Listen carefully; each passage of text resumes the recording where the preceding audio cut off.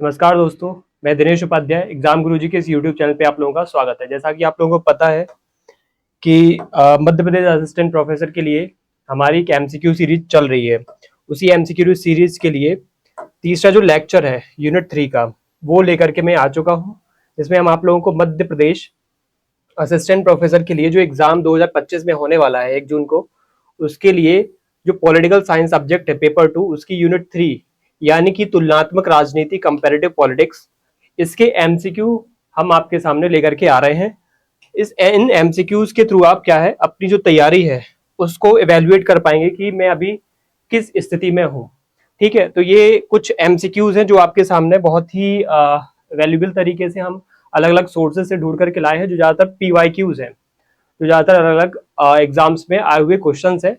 तो इनके आधार पे आप अपना कहीं ना कहीं मूल्यांकन कर सकते हैं। ठीक है, तो हम स्टार्ट करते हैं। सबसे पहले हम ये समझ लेते हैं कि हमारी जो यूनिट 3 है political science paper 2, political science assistant professor की जो पॉलिटिकल साइंस की पेपर 2 की जो यूनिट 3 है उस यूनिट 3 में तुलनात्मक राजनीति, ठीक है, उसका मैंने सबसे पहले सिलेबस आपके सामने यहाँ पे प्रस्तुत कर रखा है। इस तुलनात्मक राजनीति वाले टॉपिक में आपको कुछ कुछ ये टॉपिक देखने को मिलेंगे कि जैसे उसका तुलनात्मक राजनीति का उद्भव कब हुआ, उसकी प्रकृति क्या थी, उसका विषय क्षेत्र क्या था, और तुलनात्मक राजनीति के उपागम क्या रहे। ठीक है, पारंपरिक, संरचनात्मक, प्रकारात्मक, व्यवस्था और मार्क्सवादी। ठीक है, तो ये कुछ बेसिक उपागम और कुछ कुछ ऐसे जो एरियाज हैं जहां पे क्वेश्चंस बन सकते हैं। ठीक है, उन्होंने फिर उसके बाद कंपैरेटिव पॉलिटिक्स में जो शासन के अलग अलग ऑर्गन्स होते हैं, ठीक है, अलग अलग ऑर्गन्स होते हैं, अंग होते हैं, उनमें भी उन्होंने कंपैरेटिव पॉलिटिक्स के अंतर्गत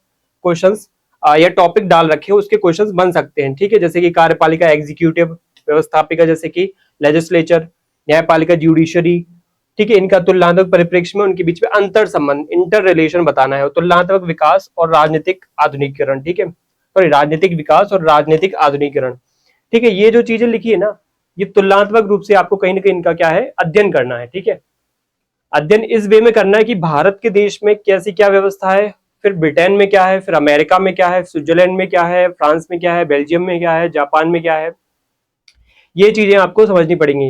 अलग अलग देशों का जब तुलना करोगे आप, अलग अलग देशों के संविधानों की तुलना करोगे, तभी आप तुलनात्मक राजनीति को बेहतरीन तरीके से समझ पाओगे कि भारत की स्थिति क्या है यहाँ पे। ठीक है, उसके बाद जो अगला टॉपिक है राजनीतिक संस्कृति, राजनीतिक सामाजिकरण और राजनीतिक संचार, राजनीतिक अभिजात और प्रजातंत्र का अभिजात सिद्धांत। ठीक है, तो ये कुछ टॉपिक्स है जो तुलनात्मक राजनीति के बेसिक से टॉपिक्स है। ठीक है, बेसिक से टॉपिक्स है जो आपसे क्वेश्चंस यहाँ पे पूछे जा सकते हैं। ठीक है, ये इंग्लिश में सिलेबस दे रखा है, उसी चीज को मैंने इंग्लिश में यहाँ पे ट्रांसलेट करके आपके सामने प्रस्तुत कर दिया है कि कंपैरेटिव पॉलिटिक्स, उसके अलग अलग जो डिसिप्लिन है, नेचर है, स्कोप है, वो सब आप यहाँ पे फिर से देख सकते हो। जैसे कि इंग्लिश में उसी चीज को क्या कहते हैं, कंपैरेटिव पॉलिटिक्स में जो अलग अलग अप्रोचेस हैं, ठीक है, उपागम जिसको हम हिंदी में कहते हैं, अप्रोचेस को हम इंग्लिश में यहाँ पे देख सकते हैं, जैसे एक traditional approach, structural, functional, system and Marxist. ठीक है, तो ऐसी आप अलग अलग चीजें देख सकते हो, एग्जीक्यूटिव, लेजिस्लेचर एंड जुडिशरी, फिर वहां पे पॉलिटिकल डेवलपमेंट, पॉलिटिकल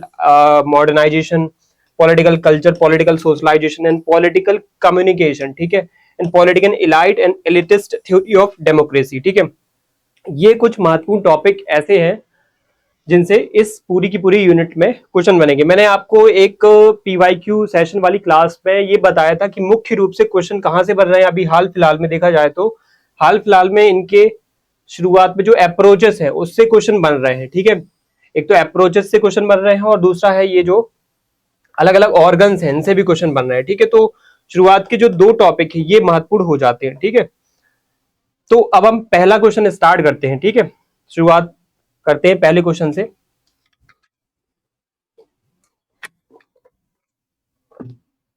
देखो, पहला क्वेश्चन क्या है, कार्यपालिका पर विधायी नियंत्रण करने के क्रम में निम्नलिखित में से कौन सी समिति की सहायता नियंत्रक एवं महालेखा परीक्षक कैग द्वारा की जाती है। ठीक है, आपसे क्वेश्चन क्या पूछा गया है कि कार्यपालिका पर विधायी नियंत्रण करने के क्रम में निम्नलिखित में से कौन सी समिति की सहायता नियंत्रक एवं महालेखा परीक्षक कैग द्वारा की जाती है। विच committee is assisted by the controller and auditor general CAG in the process of legislative control over the executive. ठीक है, तो इसमें आपको सही बताना है, तो वो कौन कौन सी कमिटीज हैं जिसपे क्या होता है कि जो कैग है, ठीक है, उस पर कंट्रोल होता है, ठीक है, विच कमिटी जो है ना असिस्टेड बाय द, है ना, CAG assisted by the CAG in the process of legislative control, ठीक है, over the executive, over the executive यानी जो हमारी कार्यपालिका हो उस पर कहीं ना कहीं कंट्रोल करने के लिए कौन कौन सी कमिटीज हैं, तो उसमें कौन कौन सी कमिटीज हो सकती हैं, एक तो प्राक्कलन समिति या फिर एस्टिमेट कमिटी, लोक लेखा समिति या पब्लिक अकाउंट कमिटी,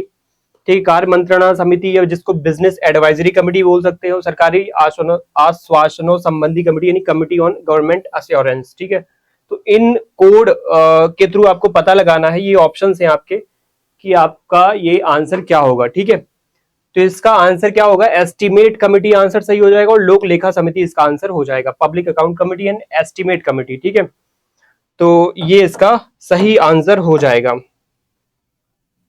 ठीक है, ये इसका सही आंसर हो जाएगा। आप लोगों को पता है कि देखो कैग जो है उसका जो आर्टिकल है 148 से लेकर के 151 तक है, 148 से लेकर के 151 तक संविधान के भाग 5 में चैप्टर 5 जो है अध्याय 5 है, भाग 5, फिर उसके अंदर अलग अलग अध्याय होते हैं यानी चैप्टर होते हैं। उसमें जो 5वां चैप्टर है वो कैग को कहीं ना कहीं डेडिकेट किया गया है, पूरा का पूरा संदर्भित किया गया है। उसमें बताया गया कि कैग जो है किस प्रकार के कार्य करता है, उसका जो पद है किस तरीके का पद है, संवैधानिक है ना, ये सब उसके कार्य, उसकी अलग अलग रिपोर्ट के बारे में। तो उसी में ये बताया गया है कि लोक लेखा समिति से संबद्ध जुड़ा होता है, ये सरकारी खर्च और पीएसयूज का ऑडिट करता है मुख्य रूप से, ये कुछ सिलेक्टेड पॉइंट्स है जो मैं आपको बता रहा हूँ, और नीतिगत मामलों में समीक्षा नहीं करता है, कैग को अकाउंटिंग का काम नहीं सौंपा गया है, ठीक है।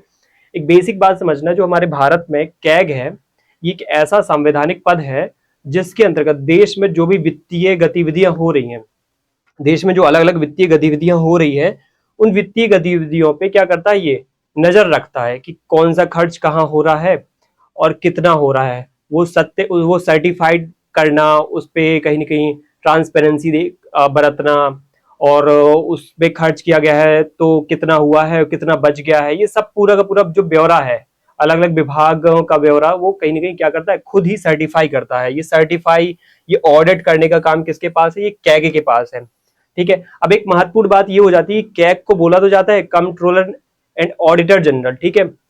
शुरुआत में इसको अकाउंटिंग की पावर भी थी, बट समय के साथ ये अकाउंटिंग की पावर उससे छीन ली गई, अब सिर्फ उसके पास ऑडिटिंग की पावर है। तो अब ऑडिटिंग की पावर उसके पास रह गई, अकाउंटिंग की पावर छीन ली जो कि मेन पावर थी, जो मुख्य पावर होती है, अब सिर्फ ऑडिटिंग की पावर है। आपसे क्वेश्चन में आ सकता है कि हमारा कैग क्या ऑडिटिंग की पावर रखता है, अकाउंटिंग की पावर रखता है, दोनों रखता है या केवल, या कोई नहीं, ठीक है। तो सिर्फ ऑडिटिंग की पावर रखता है वो, ठीक है। क्या होता है ये ऑडिटिंग की पावर या अकाउंटिंग की पावर, आपको समझना पड़ेगा। जैसे एक ये मान लो शिक्षा विभाग है, मिनिस्ट्री ऑफ एजुकेशन है, ठीक है, मिनिस्ट्री ऑफ एजुकेशन है, इसने साल भर में मान लो इसको 3,000 करोड़ रुपए का बजट मिला, ठीक है, या इसको वित्त मंत्रालय ने बजट दिया, पैसे दिए 3,000 करोड़ के, तो ये 3,000 करोड़ रुपए क्या है, अब इसको दिए गए हैं, ठीक है।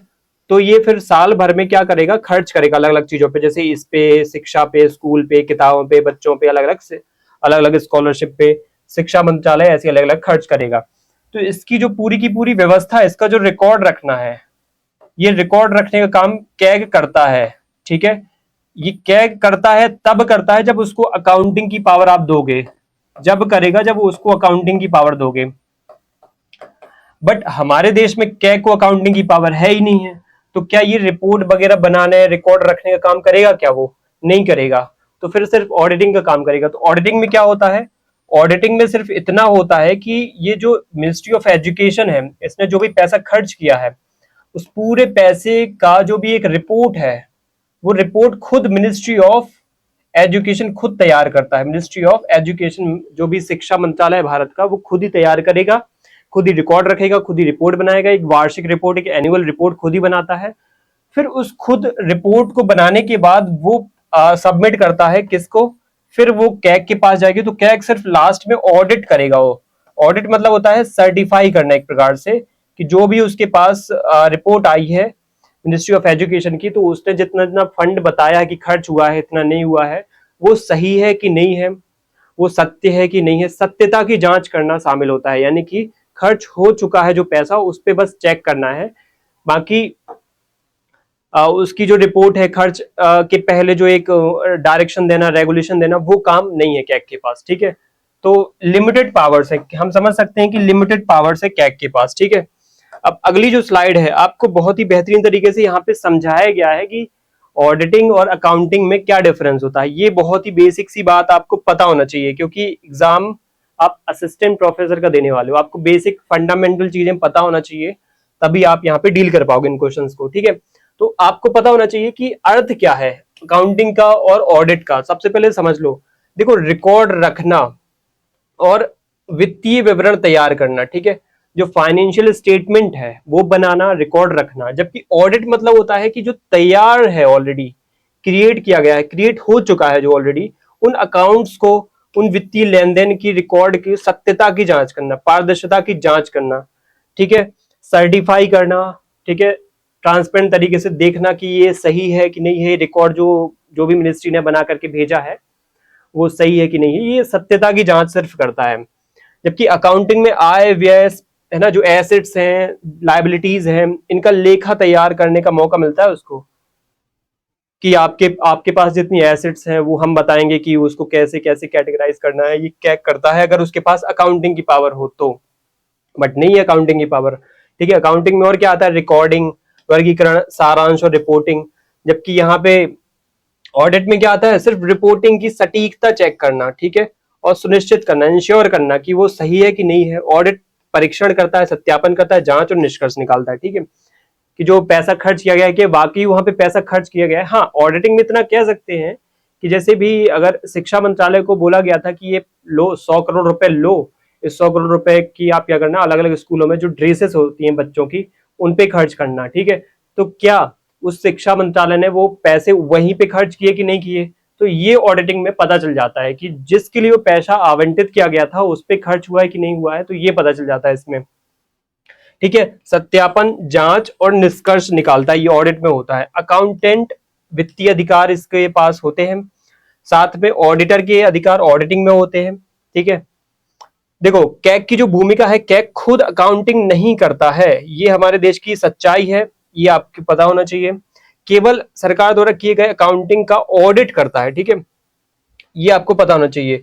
हाँ, एक चीज और याद है, कैग भारत सरकार की अकाउंटिंग नहीं करता, ठीक है, राज्यों की और भारत सरकार की सिर्फ ऑडिटिंग करता है, ठीक है, ये आपको पता होना चाहिए, ठीक है। अकाउंटिंग नहीं करता है, ऑडिटिंग करता है, ठीक है। और उद्देश्य क्या है इसका, वित्तीय रिपोर्ट अकाउंटिंग में भी होती है और यहाँ पे पारदर्शिता और उत्तरदायित्व के साथ सुनिश्चित करने के लिए एक ऑडिटिंग रिपोर्ट भी तैयार करता है। सिंपल वर्ड्स में मैं पूरे डिस्कशन का एक सार या एक कंक्लूजन ये निकालता हूं कि ऑडिटिंग जो है वो सिर्फ सत्यता की जांच, जो पैसा जहां खर्च डिसाइड किया गया था, निर्धारित किया गया था, वहां हुआ है कि नहीं हुआ है।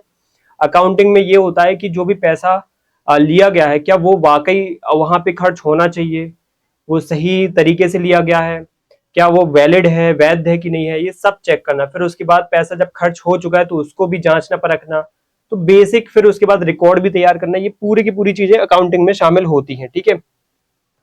ये ऑडिटिंग एंड अकाउंटिंग इस तरीके की क्या है, स्थितियां होती हैं, व्यवस्थाएं होती हैं। सिर्फ हमारे भारत में जो कैग है वो ऑडिटिंग की पावर से लेस है, ठीक है।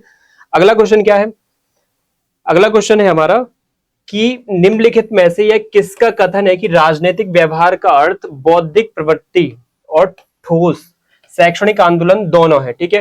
Who among the following said political behaviour means both an intellectual tendency and a concrete academic movement, ठीक है। ये किसने कहा है, तो इसका आंसर क्या हो जाएगा, इसका आंसर हो जाएगा डेविड ईस्टन, ठीक है। ये डेविड ईस्टन बहुत महत्वपूर्ण एक विचारक है, पॉलिटिकल साइंटिस्ट है, पॉलिटिकल साइंटिस्ट माना जाता है, अभी वर्तमान आधुनिक काल का पॉलिटिकल साइंटिस्ट है जिसने कंपैरेटिव पॉलिटिक्स में बहुत बड़ा योगदान दिया है, ठीक है। बिहेवियरलिज्म पे कई सारी इसकी बातें हैं, ठीक है। इसने सबसे सिस्टमेटिक ढंग से क्या है कि पॉलिटिकल साइंस में जो कंपैरेटिव पॉलिटिक्स है उसको बिल्कुल ही साइंटिफिक तरीके से स्ट्रक्चरल बेसिस पे बांटने का, डिवाइड करने का काम जो है इसने किया है, ठीक है। वैसे तो कंपैरेटिव पॉलिटिक्स का जो जनक है वो अरस्तु कहा जाता है, लेकिन आधुनिक काल में डेविड ईस्टन बहुत महत्वपूर्ण एक थिंकर है, ठीक है। तो इसका आंसर क्या हो जाएगा, डेविड ईस्टन है। डेविड ईस्टन की जो पॉलिटिकल सिस्टम की एक थ्योरी है, सिस्टम थ्योरी, व्यवस्था सिद्धांत जिसको कहते हैं, उसका जनक माना जाता है ये, ठीक है, उसका फादर ऑफ सिस्टम थ्योरी माना जाता है इसको। इसने खुले सिस्टम की बात की है।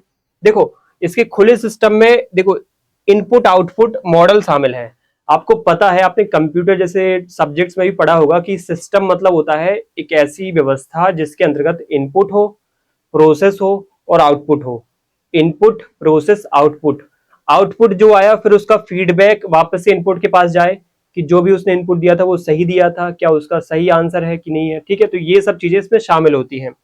तो जो इनपुट आउटपुट मॉडल है इसमें शामिल क्या क्या होता है, इसमें मांग भी शामिल होती है, सपोर्ट शामिल होता है, इसमें नीतियां यानी कि जो पॉलिसीज हैं वो शामिल होती हैं, फीडबैक शामिल होता है। ठीक है, ये है। तो ये किसके, डेविड ईस्टन की इनपुट आउटपुट मॉडल, जिसमें सिस्टम थ्योरी शामिल होती, सिस्टम थ्योरी जिसको कहते हैं, उसमें ये चीजें शामिल होती हैं। इसकी बुक जो है पॉलिटिकल सिस्टम, ये फेमस बुक है और 1953 में लिखी थी। अब फ्रेमवर्क फॉर पॉलिटिकल एनालिसिस, ये भी इंपॉर्टेंट बुक है और उनके सिद्धांतों का उपयोग तुलनात्मक राजनीति और लोक नीति अध्ययन में किया जाता है। ठीक है, तो ये डेविड ईस्टन के बारे में बेसिक फंडामेंटल नॉलेज था, आपको पता चल गया होगा। मेरा ये उद्देश्य रहता है कि मैं आपको कुछ 20-30 क्वेश्चन यहाँ पे जो करवाने वाला हूँ ना 1 घंटे के अंतर्गत, उस 1 घंटे में आपको इतना वैल्यूएबल कंटेंट मिल जाएगा जो आपने पढ़ी ना यूनिट 1, 2, 3 की अलग अलग जो सिलेबस में जो कंटेंट है, टॉपिक्स हैं, ये 20-30 क्वेश्चन के अंतर्गत मैं सभी टॉपिक्स को कवर करने की कोशिश करता हूँ, आपको बताऊं तो इसके अंतर्गत क्या होता है कि आपको सभी टॉपिक्स भी एक तरफ आप कवर कर लेते हो, साथ में उनका एक बेसिक ब्यौरा भी आपको इस तरीके से देखने को मिल जाता है। तो इस तरीके से ये क्या है, क्लास वैल्यूएबल हो जाती है। ठीक है, अब देखो यहाँ पे डेविड ईस्टन की थ्योरी को मैंने स्ट्रक्चर्ड बेसिस पे यहाँ पे समझाया, बहुत ध्यान से समझना, ये बहुत ज्यादा इंपॉर्टेंट हो सकता है और क्वेश्चन भी आते हैं। ठीक है, political system theory of Easton, ठीक है, ये पता होना चाहिए कि ईस्टर्न की जो पॉलिटिकल सिस्टम थ्योरी है उस पर क्या शामिल होता है। आप यहाँ पे देख रहे होगे इनपुट लिखा हुआ है, दिख रहा होगा आपको, और यहाँ पे लिखा है आउटपुट। ठीक है, और यहाँ पे लिखा है द पॉलिटिकल सिस्टम। तो आपको पता है जब भी कोई भी इनपुट दिया जाता है तो वो क्यों दिया जाता है, या तो डिमांड की वजह से या फिर सपोर्ट की वजह से इनपुट देना पड़ता है। ठीक है, तो एक याद रख लो डिमांड, दूसरा पॉइंट याद रख लो सपोर्ट की वजह से। ठीक है, फिर उसके बाद क्या होता है, यहाँ पे पॉलिटिकल सिस्टम के अंदर प्रोसेस होती है चीजें, जब इनपुट दे दिया जाता है उसके बाद फिर क्या होता है, डिसीजन लिए जाते हैं। ठीक है, फिर उसके बाद एक्शंस लिए जाते हैं, एग्जीक्यूट किए जाते हैं, फिर वापस से इस चीज को क्या है, फीडबैक के रूप में इनपुट के पास भेजा जाता है। ठीक है, तो ये चीजें हैं, ये चलती हैं, ऐसे चलती है। ऐसे समझना है इस चीज को कि भारत में जो भी जनता है, ठीक है, उसको मान लो अभी कोई भी डिमांड करनी है, किसान को लेकर, कृषि को लेकर के, शिक्षा को लेकर के, वो डिमांड करेगी, वो डिमांड जाएगी सरकार के पास, प्रोसेस होगी, सरकार उस पर देखिए क्या कर सकते हैं क्या नहीं कर सकते हैं। ठीक है, फिर सरकार उस पर क्या करेगी, डिसीजन लेगी। ठीक है, फिर सरकार उस पर एक्शन लेगी, फिर इंप्लीमेंट होगा, एक्शन मतलब इंप्लीमेंटेशन होगा, इंप्लीमेंटेशन के बाद फिर जनता को उसका फायदा मिला कि नहीं मिला तो उस पर क्या होगा, जनता से फीडबैक लिया जाएगा।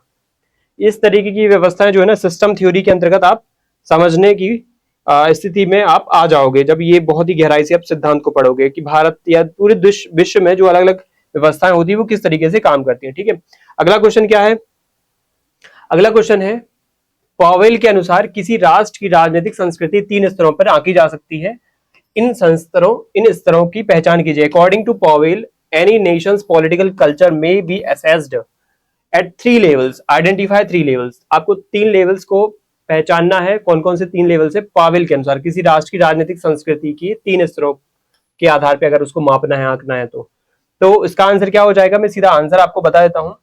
इसका आंसर आप जैसे इसको पढ़ सकते हो, राजनीतिक व्यवस्था स्तर, जनता स्तर, प्रक्रिया स्तर हो सकता है क्या, जनता स्तर, प्रक्रिया स्तर, नीति स्तर हो सकता है, नहीं हो सकता, ये भी जनता स्तर भी नहीं हो सकता। राजनीतिक व्यवस्था स्तर, प्रक्रिया स्तर, नीति स्तर ये हो सकता है, या फिर प्रक्रिया स्तर या नीति स्तर या शक्ति स्तर, आप इंग्लिश में पढ़ सकते हो यहाँ पे। तो इसका आंसर क्या हो जाएगा, सी वाला हो जाएगा। ठीक है, राजनीतिक व्यवस्था यहाँ पे इंपॉर्टेंट है और प्रक्रिया स्तर, उसके बाद नीति स्तर, ये यहाँ पे व्यवस्था आपको पता होना चाहिए, ये पावेल के अनुसार हो जाएगा। ठीक है, तो इसमें तीसरा आंसर हो जाएगा राजनीतिक व्यवस्था स्तर, प्रक्रिया स्तर और नीति स्तर, इंग्लिश में क्या कहेंगे, political system level, the process level and the policy level. ठीक है, ये क्या है, पावेल के अनुसार है। ठीक है, इसके बाद देखो राजनीतिक संस्कृति, एक क्वेश्चन में लिखा था ना राजनीतिक संस्कृति के अंतर्गत। ठीक है, तो राजनीतिक संस्कृति होती क्या है, आपको पता होना चाहिए राजनीतिक संस्कृति क्या है, इसका अर्थ समझना। ठीक है, देखो अर्थ बहुत ध्यान सुनना, नागरिकों के पर्सपेक्टिव से बोली गई है बात, एक वर्ड पकड़ना, नागरिक। ठीक है, नागरिक यहाँ पे एक इंपॉर्टेंट वर्ड आया है जिसको हम इंग्लिश में बोलते हैं सिटीजन, ठीक है। किसी भी देश के सिटीजन जो है ना, अगर वो राजनीति, शासन यानी गवर्नेंस और प्रशासन के प्रति अगर विश्वास, ट्रस्ट, वैल्यूज और एक पॉजिटिव अप्रोच पैदा हो जाए, ठीक है, तो वहां पे क्या होता है, वो व्यक्ति या फिर वो समाज या फिर वो पूरी की पूरी सोसाइटी क्या हो जाएगी, राजनीतिक संस्कृति में ढल जाएगी, या उसका एक राजनीतिक जो समझ है वो विकसित हो जाएगी, या वो राजनीतिक कल्चर में अपने आप को ढाल लेंगे, ठीक है। जैसे मैं बोलूँ कि ये भारत की राजनीतिक संस्कृति क्या है, तो भारत की राजनीतिक संस्कृति आपके दिमाग में एक थोड़ी सी बात ये आ जाएगी, शायद जातिगत संस्कृति ज्यादा प्रभावित है भारतीय राजनीतिक संस्कृति में, थोड़ा सा धर्म का ज्यादा प्रभाव है, थोड़ा सा वोट बैंक वाली राजनीति ज्यादा होती है, ठीक है। तो ये चीजें यहाँ पे प्रभावी रहती हैं, ठीक है, आपको इनको समझना पड़ेगा। अब यहाँ पे देखो, आलमंड एंड वर्बा 1963 में ये दोनों बड़े पॉलिटिकल साइंटिस्ट क्या करते हैं, तीन कैटेगरी बताते हैं राजनीतिक संस्कृति का। एक तो होती है परंपरागत, जिसको बोलते हैं पैरोकियल, ठीक है, या पैरोशियल बोलते हैं। दूसरी होती है आश्रित, जिस सब्जेक्ट बोलते हैं। तीसरी होती है सहभागी, जिसको पार्टिसिपेंट बोलते हैं, ठीक है। ये तीन कैटेगरी में बांटता है हमारे विश्व में जो आलमंड एंड वर्मा है, राजनीतिक संस्कृति को तीन कैटेगरी में बांटते हैं। तीन कैटेगरी आपको दिख रही होंगी। जो परंपरागत कैटेगरी होती है उसमें क्या होता है, आप देख सकते हो कि जहां पे नागरिक राजनीति में रुचि ही नहीं लेते हैं। आपको पता है कि बहुत सारे देश ऐसे हैं जहां पे लोगों का इंटरेस्ट ही नहीं आता पॉलिटिक्स में। हमारे देश में भी बहुत बड़ा एक नंबर है यूथ में जिसमें बहुत ज्यादा आती है, जिसको इंटरेस्ट नहीं है, बोल देते हैं कि हमें इंटरेस्ट ही नहीं है पॉलिटिक्स में, हम पॉलिटिक्स से अलग रहते हैं, दूर रहते हैं, हमें पॉलिटिक्स के बारे में ना तो ज्यादा जानकारी, ना कुछ इंफॉर्मेशन है, ना हमें जानना है इसके बारे में, ठीक है। तो उस प्रकार की जो अप्रोच होती है, उस प्रकार का जो टाइप होता है, उसको बोलते हैं पेरोकियल या फिर परंपरागत, ठीक है। दूसरा होता है सब्जेक्ट, जहां पे लोगों को नॉलेज तो होता है, एक्सेप्ट तो करते हैं, बट उसमें एक्टिवली पार्टिसिपेट नहीं करते हैं। मुझे पता तो है पॉलिटिक्स में, बट मैं अंदर नहीं जाऊंगा उसके, ठीक है, मैं उसके अंदर घुसने की कोशिश नहीं करूंगा, ठीक है। भारत में जैसे कि युवा राजनीति या फिर जो अलग अलग यूनिवर्सिटीज में राजनीति होती है, पॉलिटिक्स होते हैं, युवा छात्र नेता होते हैं, छात्र राजनीति जिसको बोल सकते हैं, उसमें बहुत लोग डरते हैं। एक तो ये डरते हैं कि यार राजनीति में चले जाएंगे तो पढ़ाई लिखाई नहीं हो पाएगी, है ना, और एक इस चीज से डरते हैं कि पढ़ाई लिखाई नहीं हो पाएगी, अगर कोई क्राइम या कोई केस वेस लग गया तो पूरा करियर बर्बाद हो जाएगा, ठीक है। और कुछ लोग इतने एक्टिवली उसमें पार्टिसिपेट करते हैं जिनको बहुत अच्छा लगता है उसपे, जिनको बाकी नेता बनना होता है, ठीक है। तो ये बहुत अच्छा एग्जाम्पल है कि जो पढ़ने जा रहे हैं छात्र अलग अलग यूनिवर्सिटीज में, कॉलेजेस में, वो पढ़ तो रहे हैं, उनको पता है, नॉलेज है कि छात्र राजनीति हो रही है, उसमें ये हो रहा है, चुनाव हो रहे हैं, वोट डल रही है, बट उसमें सक्रिय नहीं है। वो अलग अलग मूवमेंट नहीं कर रहे, धरना प्रदर्शन नहीं कर रहे हैं, कई सारी चीजें नहीं कर रहे हैं। तो वो किस कैटेगरी में आ जाएंगे, सहभाग आश्रित कैटेगरी में आ जाएंगे, ठीक है, आश्रित कैटेगरी में आ जाएंगे, सब्जेक्ट वाली कैटेगरी में, ठीक है।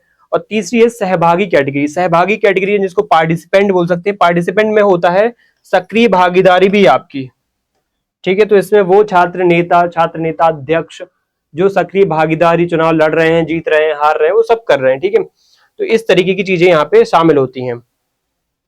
ये राजनीतिक संस्कृति के अलग अलग टाइप थे। अगला क्वेश्चन क्या है, अगला क्वेश्चन है हमारा कि आलमंड की राजनीतिक व्यवस्था की विशिष्टताओं के संबंध में निम्नलिखित में से कौन सा कथन सही है। Which of the following statement regarding Almond's political system characteristics are correct, ठीक है। आलमंड्स की पॉलिटिकल सिस्टम की कौन सी विशेषताएं करेक्ट हैं, है ना। आपको चार यहाँ पे विशेषताएं दे रखी हैं, मुख्य रूप से आपको बताना है कि कौन सी करेक्ट है। देखो, सभी राजनीतिक व्यवस्थाओं का राजनीतिक संरचनाएं होती है, पॉलिटिकल, ऑल पॉलिटिकल सिस्टम है पॉलिटिकल स्ट्रक्चर। सभी राजनीतिक व्यवस्थाएं समान प्रकार नहीं होती है, all political system do not perform the same functions.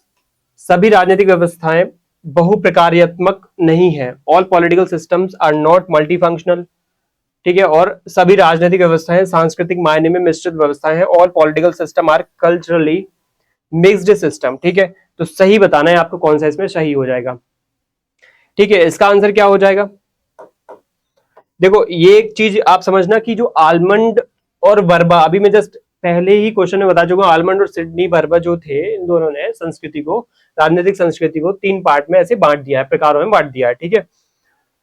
तो उसी के आधार पर इन्होंने राजनीतिक व्यवस्था में विशेषताओं के संबंध में कथन सही पूछा है आपसे, ठीक है। अब यहाँ पे समझना, जो आलमंड था उसने फर्स्ट और फोर्थ को सही माना है, मतलब फर्स्ट एंड फोर्थ यहाँ पे स्टेटमेंट सही हो जाएगा। जैसे कि इसमें एक लिखा था ना कि राजनीतिक व्यवस्थाओं का, सॉरी,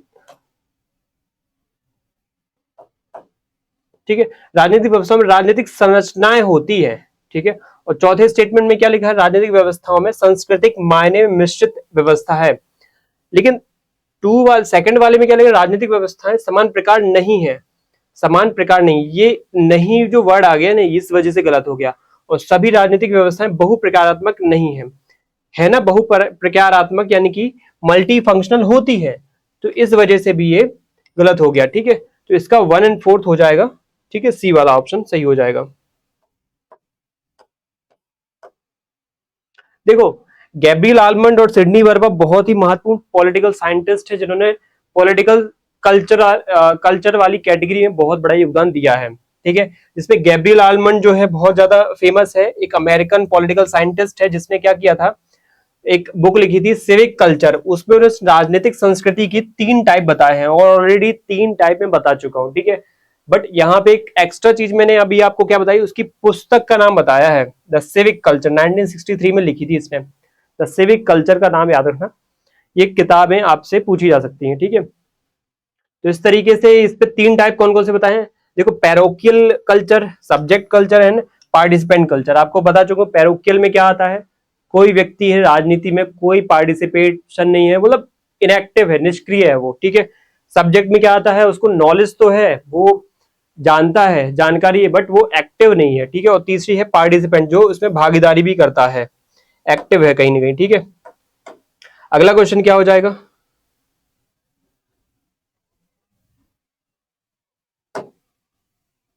हाँ, गैब्रियल आलमंड की और भी पुस्तकें मैंने यहाँ पे ऐड कर दी है, जिससे आपको हेल्प होगी कि किस तरीके से ये जो पॉलिटिकल साइंटिस्ट है, इसकी बुक्स अगर एग्जाम में आएंगी तो आप उसको सही आंसर कर सकते हो, किस तरीके से इसने अलग अलग जो पॉलिटिकल कल्चर वाली चीजें हैं उसको बताई हैं। जैसे कि सिविक कल्चर है, एक सिविक कल्चर इसकी किताब का नाम है। इस सिविक कल्चर के माध्यम से इसने, अब ये किताब जो है ना सिडनी बर्मा के साथ इसने मिलकर के लिखी थी, ठीक है, याद रखना। सिविक कल्चर जो इसकी किताब है महत्वपूर्ण, ये सिडनी वर्मा के साथ इसने लिखी थी, ये भी पॉलिटिकल साइंटिस्ट है महत्वपूर्ण। इसमें राजनीतिक संस्कृति के प्रकार बताए, वो 3 प्रकार आपको बता दिए मैंने, पैरोकियल, सब्जेक्टिव और तीसरा पार्टिसिपेंट, ठीक है। और यहाँ पे दूसरी बुक है कंपैरेटिव पॉलिटिक्स और डेवलपमेंटल अप्रोच, ठीक है, 1966 की बुक है, उसमें तुलनात्मक राजनीति की स्टडी की गई है और विकासात्मक दृष्टिकोण प्रदान किया है, डेवलपमेंटल अप्रोच इसमें दिया है उसने, ठीक है। और तीसरी जो बुक है the politics of developing areas, 1960 की है, इसमें भी राजनीतिक प्रणाली और शासन पर उसने अपने अपने बात रखी है, ठीक है। अगली जो बुक है plutocracy and politics in New York, 1934 की है ये, plutocracy and politics in New York, New York शहर की राजनीति और धन के प्रभाव का इसमें अध्ययन कराया है, इसने विश्लेषण कराया है। देखो, न्यूयॉर्क एक बहुत ही वेल्दी शहर है, आपको पता होगा अमेरिका जब आजाद हुआ था तो उसमें न्यूयॉर्क पहले से ही वेल्दी था, वहां पे बहुत बड़े इंडस्ट्रियलिस्ट रहते हैं, जैसे आप इंडिया का मुंबई एक शहर समझ लो, वैसे ही अमेरिका का एक बहुत ही महत्वपूर्ण शहर माना जाता है न्यूयॉर्क, फाइनेंशियल कैपिटल बोल सकते हैं या फिर हब बोल सकते हैं, वहां पे फाइनेंशियल हब, ठीक है। तो वहां पे वेल्दी लोग रहते हैं, बहुत बिलियनर्स रहते हैं, ठीक है। तो उनके पास बहुत ज्यादा वेल्थ होने की वजह से वो राजनीति पे प्रभाव डालते हैं, ठीक है। तो क्या है यहाँ पे, देखो, वर्ड प्लूटोक्रेसी को, वर्ड को समझना भाई, ये प्लूटोक्रेसी वर्ड इतना एक्यूरेट वर्ड है यहाँ पे, मतलब मैं इस वर्ड का फैन हूं, मतलब कैसे फैन हूं कि एक सिंगल वर्ड से पूरी की पूरी कहानी ये बता देता है। प्लूटोक्रेसी मतलब होता है कि जब कोई वेल्दी लोगों का ग्रुप, समृद्ध अमीर लोगों का ग्रुप क्या करता है, राजनीति में अपने जो भी स्वार्थ हैं, अपने जो हित हैं, इंटरेस्ट हैं, उनकी पूर्ति में राजनीति को प्रभावित करता है, ठीक है। तो वहां पे क्या होता है, प्लूटोक्रेसी आती है। प्लूटो मतलब एक छोटा सा हिस्सा, वो छोटा सा वेल्दी हिस्सा है, लेकिन छोटा सा ग्रुप ऑफ पीपल का एक हिस्सा है, या फिर कह सकते ग्रुप ऑफ पीपल है, लेकिन उनके पास पैसा बहुत है, धनिक लोग हैं वो, और जब वो राजनीति को प्रभावित करते हैं तो उस देश में जो राजनीति बनेगी उसको डेमोक्रेसी नहीं बोलेंगे, उसको बोलेंगे प्लूटोक्रेसी, ठीक है। तो प्लूटोक्रेसी किस प्रकार से न्यूयॉर्क में या फिर अमेरिका में हावी हो रखी है, इस तरीके की बातें इसमें बताई गई हैं। अब जैसे वर्तमान पर्सपेक्टिव से भी समझ लो आप, डोनाल्ड ट्रंप है, इलॉन मस्क की हेल्प से जीते हैं, सीधी सी बात है, और उनको वो सपोर्ट भी कर रहे हैं। डोनाल्ड ट्रंप इलॉन मस्क को सपोर्ट कर रहे हैं, इलॉन मस्क डोनाल्ड ट्रंप को भी सपोर्ट कर रहे हैं उनके बिजनेस में और वो उनकी पॉलिटिक्स में, ठीक है। तो यहाँ पे क्या हो रहा है, एक व्यक्ति, एक बंदे के ऊपर पूरी की पूरी अमेरिकन पॉलिटिक्स केंद्रित हो चुकी है। अभी वो इलॉन मस्क क्या है, ज्यादातर गवर्नमेंट के जो डिसीजन है, एफिशिएंसी के डिसीजन है, वो ले रहे हैं। तो ये बहुत बड़ी बात है, एक व्यक्ति को इतने सारे पावर्स दे देना जिसने चुनाव भी नहीं जीता है, अमेरिका का कोई भी चुनाव लड़ा भी नहीं है ना जीता है, फिर भी उसके पास इतनी पावर्स हो गई है, ठीक है, तो इस हिसाब से ही महत्वपूर्ण हो जाता है। अगली जो बुक है यहाँ पे द स्ट्रगल फॉर डेमोक्रेसी 1993, लोकतांत्रिक प्रक्रियाओं और उनकी चुनौतियों पर आधारित है, ठीक है। तो इस प्रकार से गैब्रियल आल्मंड की जो है बुक्स है प्रमुख, जो आपको पता चल गई। अगला क्वेश्चन क्या है? अगला क्वेश्चन है आपके सामने ये कि राजनीतिक सिद्धांत के पतन के लिए निम्नलिखित में से कौन से कारक उत्तरदायी हैं? Which of the following factors are responsible for the election decline of political theory? Political theory की डिक्लाइन के लिए कौन से फैक्टर्स महत्वपूर्ण हो सकते हैं? वैसे ये जो क्वेश्चन है मुझे लगता है कि कंपेरेटिव पॉलिटिक्स में ना हो करके जो हमारी राजनीति के विचारधाराओं का पतन है उसमें ज्यादा फिट बैठता है, लेकिन ठीक है हम यहाँ पे कर लेते हैं, ठीक है। क्या है इसका ऑप्शन? तो इसके देखो स्टेटमेंट क्या है, इतिहासवाद है, वो प्रत्यक्षवाद है, पॉजिटिविज्म है, नैतिक सापेक्षवाद, मोरल रिलेटिविज्म है, आतिथ्यात्मकतावाद है ना, हाइपर फैक्चुअलिज्म, अति तथ्यात्मकतावाद या हाइपर फैक्चुअलिज्म, ठीक है, कौन सा इसमें सही है? तो आपको ये सही बताना है इसमें कौन सा सही है, ठीक है। इसका आंसर क्या हो जाएगा? इसका आंसर सभी हो जाएंगे। इस सभी ने एक बहुत बड़ी जिम्मेदारी निभाई है कि कैसे पॉलिटिकल जो अलग अलग डिक्लाइन है अप्रोचेस का, थ्योरीज का, प्रिंसिपल्स का, ठीक है, उनका डिक्लाइन है, उसमें अलग अलग ये सभी फैक्टर्स क्या हैं, जिम्मेदार रहे हैं, इनका योगदान रहा है, फैक्टर्स रहे हैं, ठीक है। ये अगला क्वेश्चन क्या है? अगला क्वेश्चन है देखो एस ई फाइनर, ठीक है, एस ई फाइनर के ऊपर है। एस ई फाइनर एक थिंकर है, ठीक है, एस ई फाइनर, सैमुअल एडवर्ड फाइनर, इसके द्वारा सुझाए गए राजनीतिक संस्कृति के प्रकार कौन से हैं? ठीक है, देखो राजनीतिक संस्कृति पॉलिटिकल कल्चर से फिर एक क्वेश्चन आ गया, उसके टाइप के बारे में आपको बताना है। This type of political culture were suggested by S E फाइनर, ठीक है। तो ऑप्शन क्या है इसके? विकसित राजनीतिक संस्कृति, निम्न राजनीतिक संस्कृति तथा लोकतांत्रिक राजनीतिक संस्कृति, ठीक है, developed political culture, low political culture and democratic political culture, ठीक है, परिपक्व राजनीति संस्कृति, विकसित राजनीतिक संस्कृति और धर्मनिरपेक्ष राजनीतिक संस्कृति, मैच्योर डेवलप्ड एंड सेक्युलर, ठीक है, ये आप समझ गए। फिर ये परिपक्व पंथवादी या फिर ऑर्थोजेनिक, ठीक है, कौन सी राजनीतिक संस्कृति है जिसको मैच्योर बोल सकते हैं, सेक्टेरियन बोल सकते हैं या फिर ऑर्थोजेनिक बोल सकते हैं। फिर डी ऑप्शन में है परिपक्व या फिर विकसित या फिर निम्न राजनीतिक, ठीक है, संस्कृति। तो मैच्योर हो सकती है या फिर डेवलप्ड हो सकती है या फिर एंड लो पॉलिटिकल कल्चर हो सकता है। तो ये अलग अलग पॉलिटिकल कल्चर हैं जो ऐसी फाइनर ने बताए हैं, इनमें से कौन सा एक सही स्टेटमेंट है आपको बताना है, सही विकल्प क्या है, ठीक है। तो इसका आंसर क्या हो जाएगा? इसका आंसर देखो ये हो जाएगा कि परिपक्व राजनीति संस्कृति, विकसित राजनीतिक संस्कृति और निम्न राजनीतिक संस्कृति, ये सैमुअल एडवर्ड फाइनर के द्वारा सुझाए गए क्या है, राजनीतिक संस्कृति के प्रकार हैं जो आपके सामने हैं, ठीक है। Mature political culture, developed political culture and low political culture, ठीक है, एसी फाइनर, ठीक है। एसी फाइनर एक ब्रिटिश पॉलिटिकल साइंटिस्ट थे जिन्होंने सरकारी संस्थानों, नौकरशाही, ब्यूरोक्रेसी और सैन्य शासन पर महत्वपूर्ण शोध किए थे, ठीक है। एसी फाइनर भी एक पॉलिटिकल साइंटिस्ट है, बट कहां से था ये? ब्रिटेन से संबंधित है, ब्रिटिश नागरिक था, ठीक है। अगला क्वेश्चन, संविधान का कौन सा अनुच्छेद यह कहता है कि सभी प्राधिकरण भारत के उच्चतम न्यायालय की सहायता करेंगे? ठीक है, कौन से प्राधिकरण है, संविधान का कौन सा अनुच्छेद है जो सभी प्राधिकरण, मतलब ये कहा गया उस अनुच्छेद में कि सभी जो प्राधिकरण है, अथॉरिटीज है भारत की, वो सुप्रीम कोर्ट के जो भी जजमेंट्स आएंगे ना, उन जजमेंट्स में क्या करेगी? सुप्रीम कोर्ट के जजमेंट्स को इंप्लीमेंट कराने में हेल्प करेंगे, ठीक है। तो which article of the constitution state that the all authorities shall aid the supreme court, help करेंगे सुप्रीम कोर्ट को कि उसके जो जजमेंट्स है वो इंप्लीमेंट हो जाएं, ठीक है। तो इसका आंसर 144 हो जाएगा, ठीक है, आर्टिकल 144, आर्टिकल 144। इस आर्टिकल को ये समझना कि आर्टिकल में ये लिखा है कि भारत में जो भी सुप्रीम कोर्ट जजमेंट देता है, या मुख्य रूप से जो सुपीरियर कोर्ट है भारत का वो है सुप्रीम कोर्ट, वो जब जजमेंट देता है तो जजमेंट की जो जिम्मेदारी होती है, लागू करने की जिम्मेदारी, एग्जीक्यूट करने की जो जिम्मेदारी होती है, वो अलग अलग अथॉरिटीज की होती है। जैसे सुप्रीम कोर्ट ने बोला आज से देश में कोई शराब नहीं पिएगा, बैन है बिल्कुल, तो अब इसको इम्प्लीमेंट कौन? सुप्रीम कोर्ट थोड़ी करने आएगा, पुलिस करने आएगी, एग्जीक्यूटिव करने आएगी। हमारे देश के जो अलग अलग एग्जीक्यूटिव्स हैं, आईएएस, आईपीएस, पुलिस, अलग अलग law and order enforcement agencies है, वो इम्प्लीमेंट करेंगे। तो अब ये इम्प्लीमेंट, क्या पता सुप्रीम कोर्ट की जो जजमेंट है उसको माने ना माने, क्या कह दे कि हमें नहीं मानना आपका जजमेंट, तो आर्टिकल संविधान में ही ये चीज लिख दी गई है। अब बताइए संविधान में ये चीज लिख दी गई है कि मानना ही पड़ेगा, 144 कहता है, 144 आर्टिकल कहता है कि आपको मानना ही पड़ेगा, ठीक है। सुप्रीम कोर्ट के जजमेंट और सुप्रीम कोर्ट के जजमेंट को इंप्लीमेंट कराने में आपको हेल्प करनी पड़ेगी, ठीक है। अगला क्वेश्चन है डेविड ईस्टन के ऊपर कि डेविड ईस्टन के जो इनपुट आउटपुट विश्लेषण के निम्नलिखित में से कौन से चर यानी वेरिएबल्स है वो नहीं है, ठीक है। Which of the following are not the variables of the input output analysis of David Easton.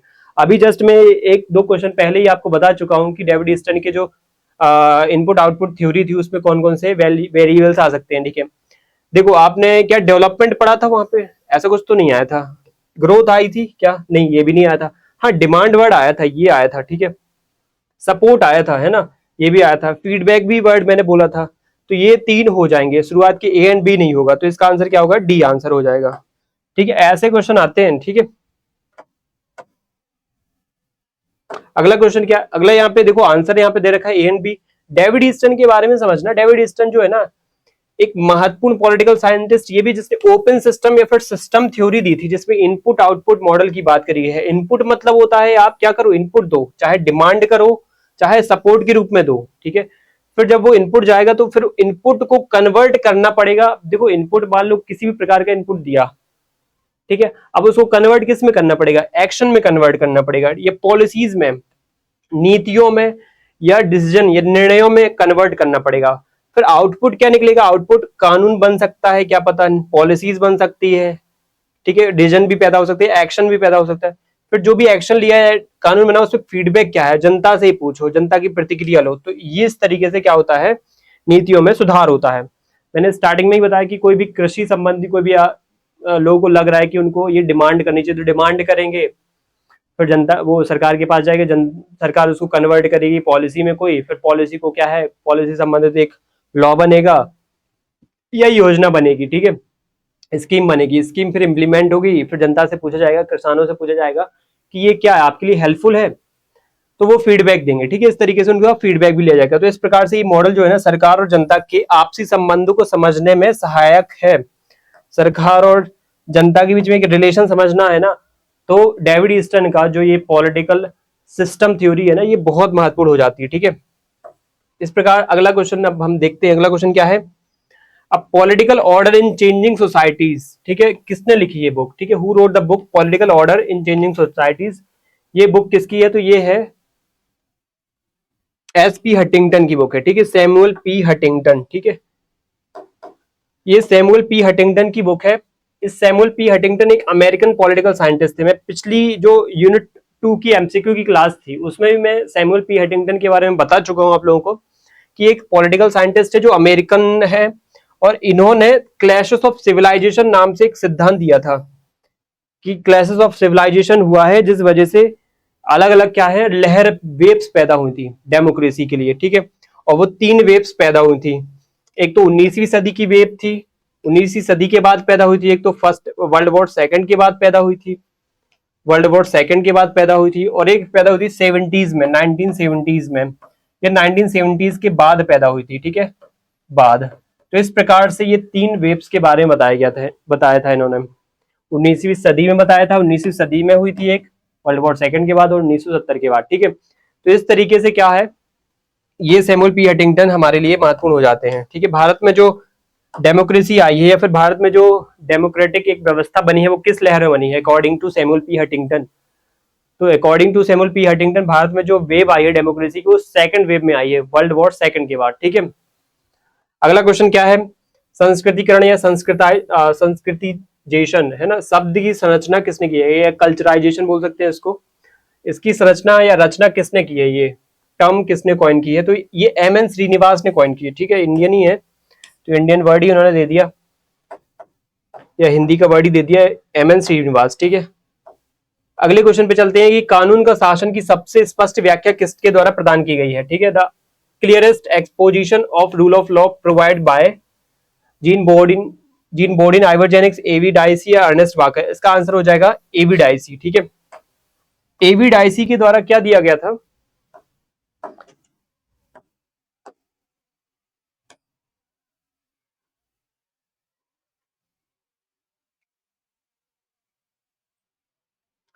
ठीक है। तो कानून के शासन की सबसे स्पष्ट व्याख्या किसके द्वारा प्रदान की गई थी?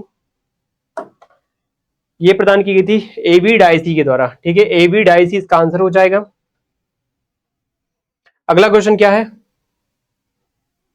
अच्छा, एबी डाइसी के बारे में यहाँ पे एबी डाइसी ने जो रूल ऑफ लॉ का कॉन्सेप्ट दिया था या इससे संबंधित उन्होंने जो विचार रखे थे उसके बारे में थोड़ा आप देख लीजिए। रूल ऑफ लॉ मतलब क्या होता है? देखो, रूल ऑफ लॉ मतलब होता है कि किसी भी देश में जो भी व्यवस्था है वो कानून के हिसाब से चलेंगी। कानून सर्वोच्च है, व्यक्ति सर्वोच्च नहीं है, संविधान सर्वोच्च है, संविधान सबके लिए बराबर है। ठीक है, अब रूल ऑफ लॉ इतना कुछ मामलों में रिजिड हो जाता है कि कोई भी, चाहे इवन बड़े से बड़ा प्रधानमंत्री, राष्ट्रपति हो या कोई नॉर्मल सा सिटीजन हो, सबके लिए बराबर तरीके से वो पनिशमेंट की बात भी करता है और वो अलग अलग व्यवस्थाएं देता है। तो इसलिए हमारे भारत में रूल ऑफ लॉ के लिए अलग अलग आर्टिकल डेडिकेट किए गए हैं संविधान में। उनमें कुछ एक्सेप्शंस भी रखे गए हैं जो आपको पता होना चाहिए।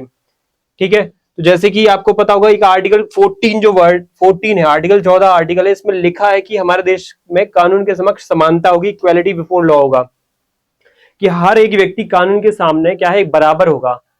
कानून के सामने बराबर मतलब ये है कि अगर मान लो उसके ऊपर कोई भी क्राइम का, कोई भी अपराध का या फिर कोई भी कुछ भी एफआईआर रजिस्टर्ड होता है तो उसको नॉर्मल जैसे सिटीजन के हिसाब से कार्रवाई होगी, चाहे वो नेता हो चाहे कोई भी हो, जैसा कानून में लिखा है वैसी कार्रवाई होगी। ठीक है, तो ये रहता है, इवन कोई मंत्री विधायक हो, किसी भी टाइप का हो। बट हमारे देश में एक्सेप्शन भी ऐड किए गए हैं कि राष्ट्रपति और राज्यपाल को इस चीज से मुक्त कर रखा है। ठीक है, तो इसलिए 14 जो है ना आर्टिकल, इस प्रकार से रूल ऑफ लॉ की बात करता है, बट साथ में कुछ एक्सेप्शन भी लेके चलता है कि कुछ लोग बराबर नहीं है रूल ऑफ लॉ के सामने, उनकी कुछ जो है छूट उनको दी गई है। जैसे कि ठीक है, उनको छूट क्या दी, वो कौन कौन से हैं? एक तो प्रेसिडेंट हो जाएंगे और एक हमारे देश में गवर्नर हो जाएंगे, अलग अलग।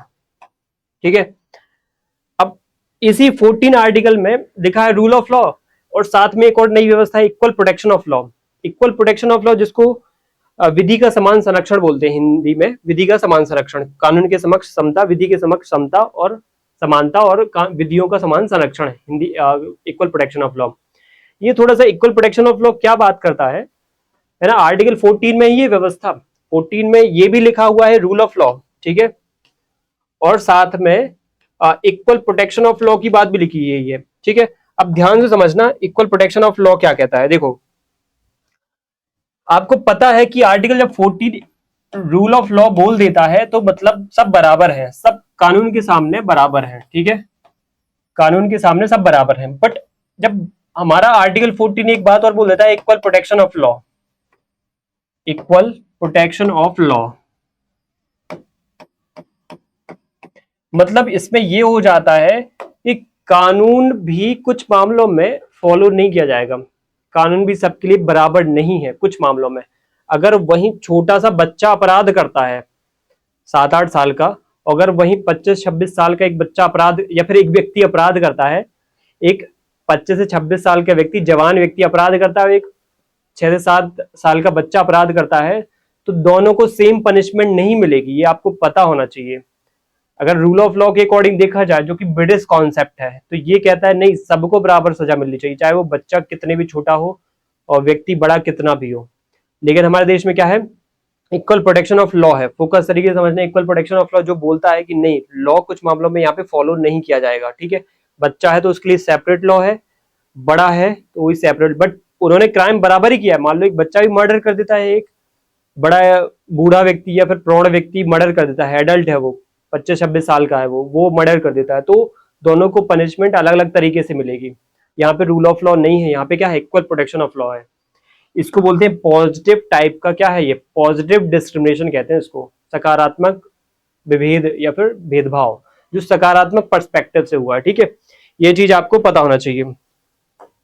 हमारा संविधान बहुत गहराई से आप पढ़ोगे तो आपको कई सारी चीजें समझ में आएंगी। ठीक है, आर्टिकल 19 है, उसमें लिखा है स्वतंत्रता के अधिकार, इसमें भी रूल ऑफ लॉ की बात की गई है। Right to freedom, right to freedom आपकी खत्म भी हो सकती है अगर रूल ऑफ लॉ के अकॉर्डिंग कोई चीज प्रोसेस में लानी हो तो। ठीक है, आर्टिकल 21, ठीक है, जीवन और व्यक्तिगत स्वतंत्रता का अधिकार, right to life and personal liberty, right to life and personal liberty में भी रूल ऑफ लॉ आया है, इनडायरेक्ट वे में आया है। इनमें 14 में भी सिर्फ डायरेक्ट वे में रूल ऑफ लॉ की बात करी गई, बाकी 19, 20 और 32 में इनडायरेक्ट वे में रूल ऑफ लॉ की बात की गई है। 32 में जो अलग अलग रिट्स हैं, कॉन्स्टिट्यूशनल रिट्स हैं, सुप्रीम कोर्ट को दी गई हैं, जो उन रिट्स में भी आपका रूल ऑफ लॉ की बात की गई है। ठीक है, इनको मैं अब गहराई में नहीं जा सकता। ठीक है, इन क्वेश्चंस का जो है टाइमिंग वो बिगड़ जाएगा फिर। ठीक है, तो अगला क्वेश्चन क्या है, राजनीतिक सामाजिकरण पॉलिटिकल सोशलाइजेशन की प्रक्रिया का मुख्य उद्देश्य क्या है? What is the primary objective of the process of the political socialisation? ठीक है, पॉलिटिकल सोशलाइजेशन का जो मेन ऑब्जेक्टिव, प्राइमरी ऑब्जेक्टिव वो क्या है? ठीक है, राजनीतिक मूल्यों परंपराओं का संचरण करना, transmission of political values and tradition, आर्थिक विकास को बढ़ावा देना और प्रमोटिंग इकोनॉमिक डेवलपमेंट।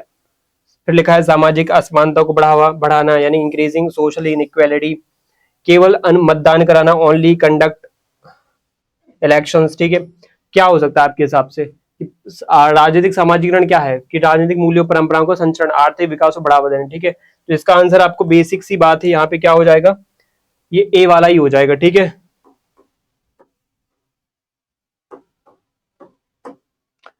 राजनीतिक मूल्यों और परंपराओं का संचरण, transmission of political values and tradition. ठीक है, ये आंसर हो जाएगा। राजनीतिक सामाजिकरण यानी पॉलिटिकल सोशलाइजेशन क्या होता है? देखो, जब एक व्यक्ति समाज में रहता है और समाज के अंतर्गत रहते हुए वो पॉलिटिकल जो वैल्यूज होते हैं, ट्रस्ट, जो कई सारे सिद्धांत होते हैं, व्यवहार होते हैं, उनको जब सीखता है, अपनाता है, वो सीख करके वो अपनाता है, व्यवहार में लाता है। ठीक है, तो उस प्रकार से वो जो सोसाइटी है, उस सोसाइटी में रहने वाले जो अलग अलग लोग हैं, उनका क्या हो चुका है, पॉलिटिकल सोशलाइजेशन हो चुका है। ठीक है, तो ये प्रक्रिया इस तरीके से होती है। ये परिवार, शिक्षा, मीडिया, सहकर्मी समूह, राजनीतिक दल और नेता, इन स्रोतों के माध्यम से पूर्ण होती है। ठीक है, आपको पता होना चाहिए, स्रोत ही पूछ सकते हैं, परिवार, शिक्षा, मीडिया, सहकर्मी समूह, राजनीतिक दल और नेता, ये सिलेक्टेड वर्ड से आपको पता होना चाहिए।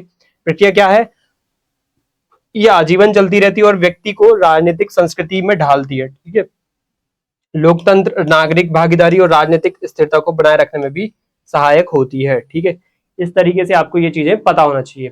पॉलिटिकल सोशलाइजेशन एक बहुत महत्वपूर्ण क्या है, महत्वपूर्ण प्रक्रिया है, जिससे क्या होता है, देश के जो नागरिक हैं, सिटीजन्स हैं, वो पॉलिटिकली अवेयर हो पाते हैं, पॉलिटिकली पार्टिसिपेट कर पाते हैं। ठीक है, अगला क्वेश्चन क्या है हमारा, अगला क्वेश्चन है निम्नलिखित में से कौन सा राजनीतिक सामाजिकरण, देखो एक और क्वेश्चन आ गया, राजनीतिक सामाजिकरण पॉलिटिकल सोशलाइजेशन का एक प्रमुख माध्यम नहीं है, पूछा उन्होंने, नहीं पूछा है, which of the following is not a major medium of political socialisation, medium क्या नहीं है? तो देखो अभी पढ़ के आए हम जस्ट, परिवार या फैमिली, मीडिया, जलवायु परिवर्तन, शिक्षा प्रणाली। जलवायु परिवर्तन थोड़ी हमने पढ़ा था कि पॉलिटिकल सोशलाइजेशन का अभी एक हाल फिलहाल में जो सिद्धांत आ रहे हैं उनमें जलवायु परिवर्तन तो नहीं है। हाँ, फ्यूचर में हो सकता है कि क्या जलवायु परिवर्तन का भी इम्पैक्ट पड़ता है हमारे देश में पॉलिटिक्स पे। देखो, दुनिया भर के अधिकांश देशों का जो वो है पॉलिटिक्स है, अभी उस पे क्लाइमेट जो चेंज है उसका इम्पैक्ट ज्यादातर नहीं देखा जा रहा है। ठीक है, क्लाइमेट चेंज एक भविष्य की एक बहुत बड़ी समस्या है, अभी भी देखी जा रही है, लेकिन भविष्य में भी बहुत भयंकर तरीके से क्या है, प्रभावित करेगी। ठीक है, तो इसका जलवायु परिवर्तन आंसर हो जाएगा। अगला क्वेश्चन क्या है, निम्नलिखित में से कौन सा सही सुमेलित नहीं है? ठीक है, आपको इनकरेक्ट बताना है, कौन सा सही सुमेलित नहीं है। आर्थिक राष्ट्रवाद, संरक्षणवाद के माध्यम से घरेलू अर्थव्यवस्था को बढ़ावा देना है, इकोनॉमिक नेशनलिज्म। ठीक है, promoting the domestic economy through protectionism. ठीक है, इसके ऑप्शन यहाँ पे लिखे हुए हैं। ठीक है, साइड में या आप यहाँ पे देख सकते हो। तो मैं पहले स्टेटमेंट्स पढ़ देता हूं। देखो, आर्थिक राष्ट्रवाद एक टर्म दी गई है, फिर एक नेटिविज्म टर्म दी गई है, फिर एक उपनिवेशवाद एक टर्म दी गई है, एक जेनोफोबिया और एक यूनिवर्सलिज्म। ठीक है, ये 5 ऐसी टर्म दी गई हैं जो कि कंपैरेटिव पॉलिटिक्स के अंतर्गत आपको पढ़ने को मिलेगी और महत्वपूर्ण हो सकती है। ठीक है, इनके बारे में इनका मीनिंग पता होना चाहिए। अब यहाँ पे उनका टर्म लिखिए, उनका यहाँ पे साइड में मीनिंग लिखा हुआ है, आपको बताना है कि कौन सा यहाँ पे सही नहीं है। ठीक है, इनकरेक्ट बताना है यहाँ पे। तो इनकरेक्ट आप देखोगे तो आर्थिक राष्ट्रवाद में संरक्षणवाद के माध्यम से घरेलू अर्थव्यवस्था को बढ़ावा देना है, ये तो सही है। नेटिविज्म यानी प्रवासियों के खिलाफ देशी निवासियों की आवश्यकताओं को आवाज देना। नेटिविज्म मतलब आपने देखा होगा कि जैसे वर्तमान में अमेरिका में चल रहा है बहुत बड़े पैमाने में नेटिविज्म। अमेरिका के जो नेटिव लोग हैं, ये नेटिविज्म अमेरिका में नहीं कह सकते, जैसे कि कुछ देशों में होता है ये। ठीक है, नेटिव जैसे आप ये समझ लो कि कोई भी जनजाति है किसी इलाके में लोकली हजारों सालों से रहती आ रही है, तो वो वहां के नेटिव माने जाएंगे।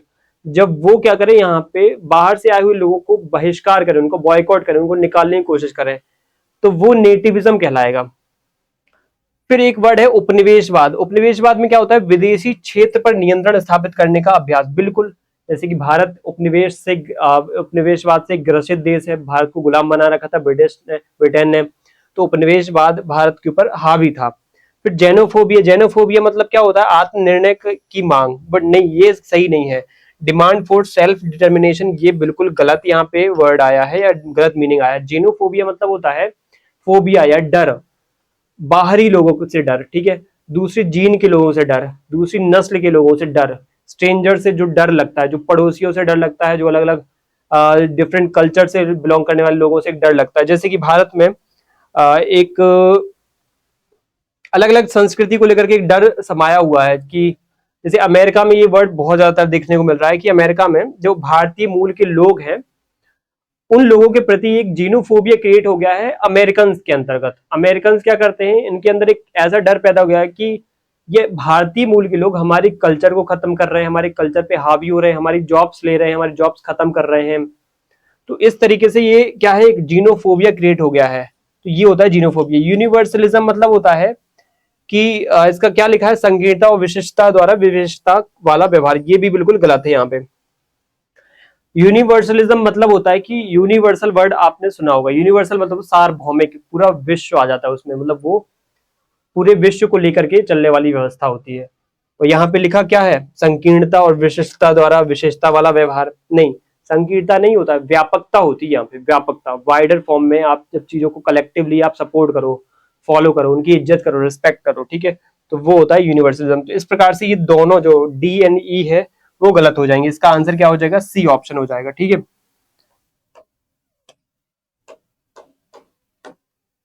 अगला क्वेश्चन क्या है, देखो डी एंड ई इसका क्या है।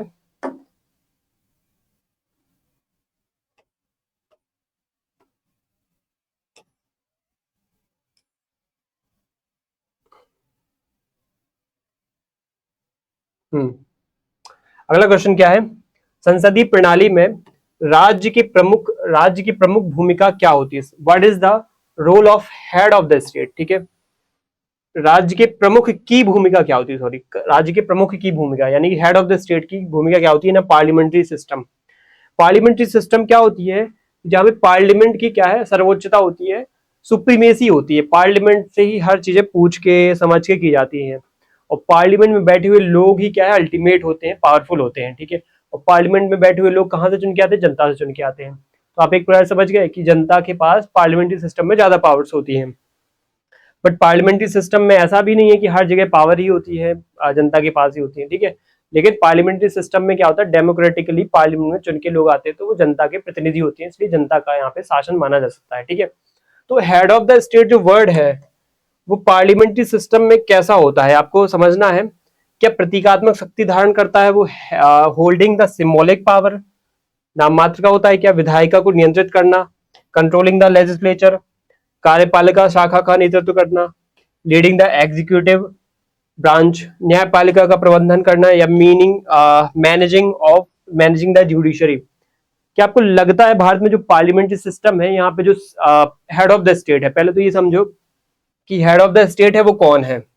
हमारे भारत का हेड ऑफ द स्टेट है वो है प्रेसिडेंट, ठीक है, प्रेसिडेंट को बोला गया है हेड ऑफ द स्टेट। और हेड ऑफ द स्टेट हमारे प्रेसिडेंट जो है ना, नाम मात्र के राजा हैं, ठीक है। कैसे राजा हैं, नाम मात्र के राजा है, मतलब सिंबॉलिक पावर है, ठीक है, नॉमिनल हेड है वो। तो क्या वो जुडिशरी को कंट्रोल कर रहे हैं, नहीं। कार्यपालिका को कंट्रोल कर रहे हैं, नहीं कर रहे हैं वो।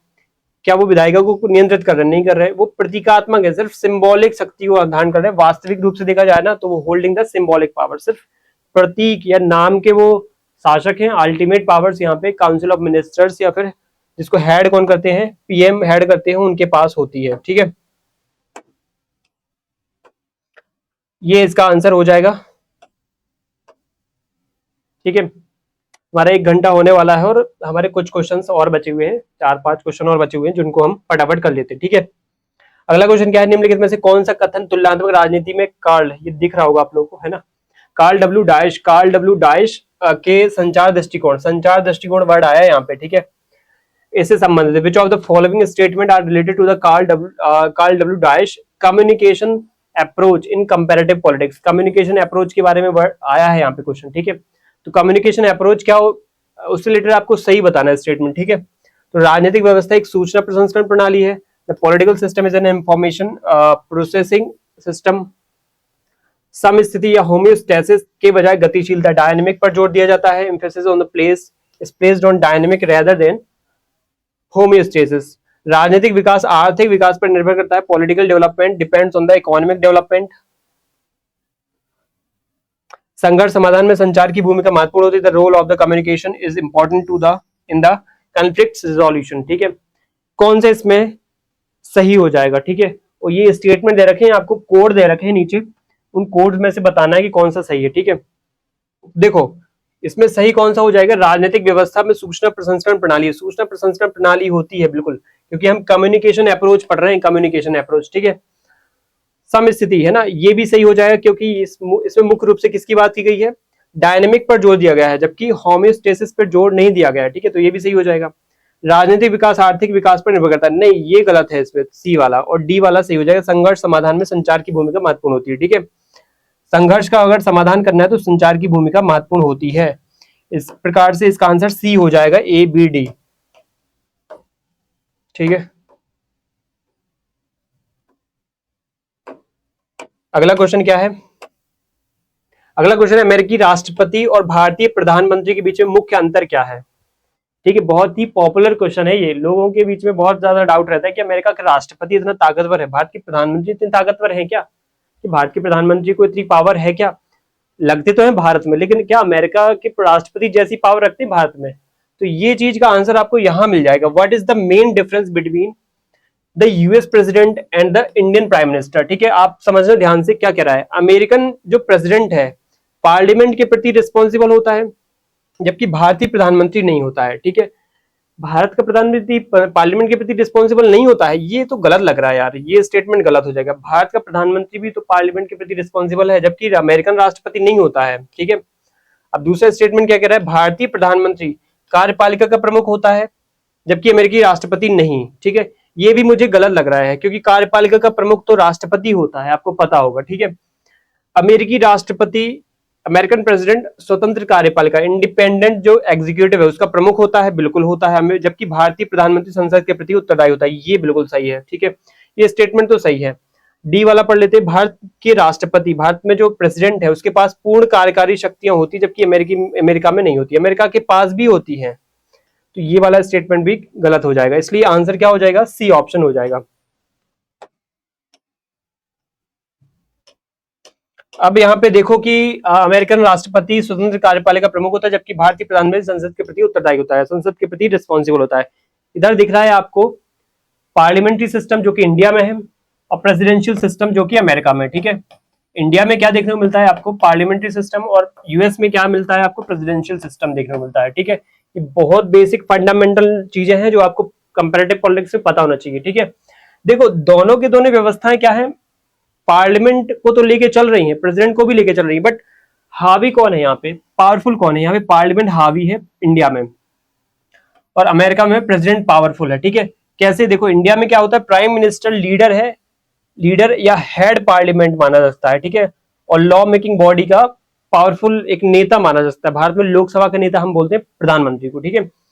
Parliament select the prime minister, हमारे भारत में जो पार्लियामेंट है वो किसको चयनित करती है, प्रधानमंत्री को। देखो प्रधानमंत्री के भारत में चुनाव नहीं होता है, अमेरिका में प्रेसिडेंट का चुनाव होता है, अमेरिका में, भारत में प्रधानमंत्री का चुनाव नहीं होता है, इसलिए प्रधानमंत्री क्या होता है, चयनित होता है, उन्हीं लोकसभा मेंबर्स में से या राज्यसभा मेंबर्स में से चयनित होता है, ठीक है। तो पार्लियामेंट से चयनित हो रहा है। Prime minister can dissolve the parliament, देखो ये वर्ड लिखा हुआ है कैन डिसॉल्व, बट ये जो स्टेटमेंट है ना सही नहीं होता ना। प्राइम मिनिस्टर एडवाइस कर सकता है, एड एंड एडवाइस कर सकता है किसको, ठीक है। Prime minister aid and advice कर सकता है किसको, prime minister aid and advice करेगा प्रेसिडेंट को, ठीक है। प्रेसिडेंट को एडवाइस करेंगे और प्रेसिडेंट जाकर के डिसॉल्व करेंगे पार्लियामेंट को, तो ये होता है अल्टीमेट, लेकिन पावर तो प्राइम मिनिस्टर के पास ही है ना, तो ये यहाँ पे लिखा है। वास्तविक रूप से यहाँ पे देखा जाए तो पावर तो प्राइम मिनिस्टर के पास ही है। Parliament member can vote to elect a new prime minister, बिल्कुल ये भी होता है भारत में। May have a head of the state with little power, king और क्वीन। ठीक है, थोड़ा लिटिल पावर भी हो सकती है यहाँ पे, कुछ कुछ पावर्स भी हो सकती है हेड ऑफ द स्टेट की। तो इस प्रकार से ये जो वो लाइन लिखी है, मे have a head of state, देखो इसको थोड़ा और गहराई समझना क्या लिखा है। ये जो वर्ड आया ना head of the state, head of state with little power, king और क्वीन। भारत में रिपब्लिक सिस्टम है, भारत में किंग और क्वीन तो है नहीं है, तो यहाँ पे किंग और क्वीन जो वर्ड आया इसकी जगह पे क्या होना चाहिए, प्रेसिडेंट होना चाहिए। और प्रेसिडेंट को क्या है, लिटिल पावर से यहाँ पे डेजिग्नेट किया गया है। ठीक है, अमेरिका में क्या है, प्रेसिडेंशियल सिस्टम जो यूएस में है उसमें क्या देखने को मिलता है, हमें देखने को मिलता है लेजिस्लेटिव लॉ मेकिंग बॉडी है। ठीक है, लेजिस्लेचर है law making body, only law making body माना जाता है, उसके अलावा उसके पास और कुछ काम नहीं है। ठीक है, जबकि भारत में लेजिस्लेचर का काम क्या हो सकता है, भारत में पार्लियामेंट का काम क्या हो सकता है, प्रधानमंत्री को भी नियुक्त करना हो सकता है। ठीक है, जबकि वहां पे नहीं होता है। प्रेसिडेंट इलेक्ट बाय सिटीजन्स, ठीक है, वहां पे चुनाव होता है, प्रेसिडेंट लीडर होता है only. Legislature and president serve a fixed amount of time, president does not make laws. President head of state, chief executive, वो हेड ऑफ द स्टेट भी है और चीफ एग्जीक्यूटिव भी है। ठीक है, वास्तविक रूप से भी है और संवैधानिक रूप से भी है। ठीक है, भारत में क्या है, वास्तविक रूप से प्रधानमंत्री के पास पावर है और वास्तविक रूप से प्रधानमंत्री के पास पावर है और संवैधानिक रूप से राष्ट्रपति के पास पावर दी गई है। अगला क्वेश्चन क्या हो जाता है, अगला क्वेश्चन हो जाता है कि भारत और ब्रिटेन की संसदीय प्रणाली की बात आ गई है। ठीक है, भारत और ब्रिटेन की संसदीय जो प्रणाली है उसमें मुख्य अंतर क्या है। ठीक है, what is the main difference between parliamentary system of India and the United kingdom. ठीक है, तो भारत में जो राष्ट्रपति है, ठीक है ध्यान समझना, उसका प्रमुख, राज्य का प्रमुख होता है, हेड ऑफ द स्टेट होता है, बिल्कुल ये सही है। जबकि ब्रिटेन में सम्राट होता है, ये भी सही है, ये लाइन तो सही कह रही है। ब्रिटेन में संविधान लिखित है, अरे ये तो गलत है यार, ब्रिटेन में संविधान अलिखित है, रिटन नहीं है, जबकि भारत में अलिखित है, ये गलत है। भारत में प्रधानमंत्री राष्ट्रपति को रिपोर्ट करता है, जबकि ब्रिटेन में नहीं। ठीक है, भारत में जो प्रधानमंत्री है वो राष्ट्रपति को रिपोर्ट करता है, जबकि ब्रिटेन में नहीं करता। ये हो सकता है, भारत की संसद पूर्ण संप्रभु है जबकि ब्रिटेन की नहीं है, ये स्टेटमेंट गलत है। ब्रिटेन की संसद पूर्ण संप्रभु है जबकि भारत की संसद पूर्ण संप्रभु उतनी नहीं है। ठीक है, क्योंकि यहाँ पे हाई कोर्ट, सुप्रीम कोर्ट्स वगैरह इंटरफेयर कर सकते हैं। किस मामले में कर सकते हैं, बेसिक स्ट्रक्चर के मामले में। ठीक है, तो इसका आंसर क्या हो जाएगा कि ये पहला वाला ही सही हो जाएगा, भारत में राष्ट्रपति राज्य का प्रमुख होता है जबकि ब्रिटेन में सम्राट। ठीक है, इंडिया द प्रेसिडेंट, ये ज्यादा मोर करेक्ट है। ठीक है, president is the head of the state whereas the UK it is the monarch. ठीक है, ये रिपब्लिक सिस्टम नहीं है, वहां पे मोनार्क वाला सिस्टम चलता है। ठीक है, रिपब्लिक सिस्टम में वो होता है कि जो हेड ऑफ द स्टेट है, जैसे भारत में प्रेसिडेंट है, वो जनता से चुना जाएगा। ठीक है, इनडायरेक्ट वे में जनता से चुने गए हैं। ठीक है, अब यहाँ पे ब्रिटेन और इंडिया के बीच में एक डिफरेंस लिखा हुआ है कि पॉलिटिकल सिस्टम में क्या डिफरेंस होता है। कंपैरेटिव पॉलिटिक्स का बेसिक फंडा यही है। ठीक है, आपको दिख रहा होगा, उम्मीद यही करता हूँ कि ब्रिटिश जो मोनार्क सिस्टम चलता है भारत में, जबकि क्या चलता है, रिपब्लिक सिस्टम चलता है। ब्रिटिश जो system based on the doctrine of sovereignty parliament, देखो यहाँ पे वर्ड आया ना कि ब्रिटेन की जो पार्लियामेंट है वो सॉवरेंटी पे चलती है, और भारत में जो पार्लियामेंट है वो पूरी सुप्रीम नहीं है। भारत की पार्लियामेंट को सर्वोच्च जो शक्ति है वो नहीं मिली हुई है, सर्वोच्च शक्ति किसी के पास भी नहीं है, संविधान है सर्वोच्च अल्टीमेटली, ये आप याद रखना। ठीक है, उसके पास क्या है, लिमिटेड और रेस्ट्रिक्टेड पावर्स है, कुछ ही लिमिटेड पावर्स है। ठीक है, रिटन कॉन्स्टिट्यूशन में है, जो कि संविधान में लिखी गई है, federal system, judicial review and fundamental rights.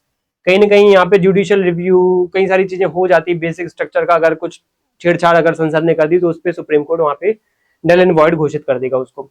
तो हमारे जो पार्लियामेंट उतनी पावरफुल नहीं है जितनी ब्रिटेन की है। Britain the prime minister should be a member of the lower house of Commons of the parliament. आपको पता चल गया कि भारत जो ब्रिटेन है, यहाँ पे वहां का जो प्रधानमंत्री होता है ब्रिटेन का, उसको किस हाउस का मेंबर होना चाहिए, lower house, house of Commons का। क्योंकि भारत में ऐसा नहीं है, भारत का जो प्रधानमंत्री है चाहे राज्यसभा का या तो लोकसभा का किसी का भी मेंबर हो सकता है। ठीक है, इंडिया में क्या है, इंडिया जो prime minister may be a member of any house, any two houses of the parliament. ठीक है, ब्रिटेन सिस्टम क्या है, British system based on the doctrine of the sovereignty parliament, sovereignty of parliament. Britain में जो system काम करता है वो सॉवरेनिटी ऑफ पार्लियामेंट वाले सिस्टम पे काम करता है, जबकि भारत में जो सिस्टम काम करता है वो है matters related to the constitutionality of amendment can be refer to the supreme court its constitutional bench. ठीक है, याद रखना भारत में सर्वोच्च संविधान है, जबकि ब्रिटेन का यहाँ पे सर्वोच्चता किसको दी गई है, पार्लियामेंट को। वहां पे लिखित संविधान अवेलेबल है ही नहीं।